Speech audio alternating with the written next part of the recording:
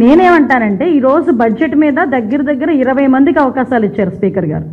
20 మందికి మాట్లాడారు. నిజంగా ఆయన ఎమ్మెల్యే కదా, ఆయనకు హక్కు ఉంది కదా.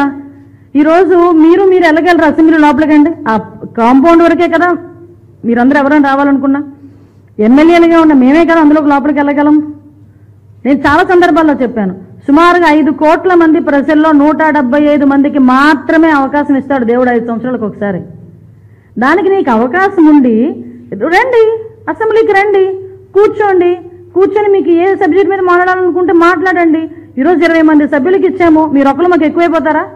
లేదా మీరు 11 మంది మాకు ఎక్కువైపోతారా? రేపు ఇంకొక 40 మంది 50 మంది మాట్లాడతారు, మాట్లాడండి వచ్చి.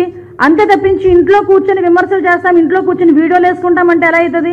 నువ్వేమైనా అడగాలనుకుంటే రండి, అసెంబ్లీకి రండి, కూర్చోండి, మాట్లాడండి, సమాధానం అడగండి, చెప్తాం మేము.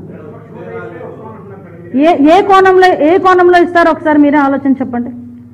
ఏ కోణంలో ఇస్తారు? ఇదే పెద్ద మనిషి లాస్ట్ ముఖ్యమంత్రిగా ఉండేటప్పుడు చంద్రబాబు నాయుడు గారిని బెదిరించారు. నువ్వు 23 మంది ఉన్నారు, అటు నుంచి ఒక 5 ఇటు లాగానంటే నీకు ప్రతిపక్ష హోదా కూడా ఉండదు అని. ఆ రోజు ఏ టైప్లో మాట్లాడాడు ఆయన? ఏ లెక్కల ప్రకారం మాట్లాడాడు ఆయన? దానికి సమాధానం చెప్పమనండి, అప్పుడు దీని గురించి మాట్లాడతాం.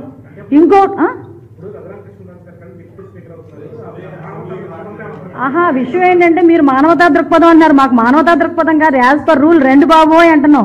ఈ మధ్యనే మీకు అర్థమవుతుందో లేదో తెలియదు, నేను ఈరోజే చూసా, రఘురామకృష్ణరాజు గారు కనుక డిప్యూటీ స్పీకర్ ఇచ్చి ఆల్రెడీ స్పీకర్గా అయ్యన్ పాత్ర గారు ఉన్నారు, మళ్ళీ ఇప్పుడు రఘురామకృష్ణరాజు గారు కనుక డిప్యూటీ స్పీకర్ అయిన తర్వాత నిజంగా ప్రతిపక్ష హోదా ఇచ్చినా ఆయనైతే అసెంబ్లీకి రాడు అని పందాలు కడుతున్నారు.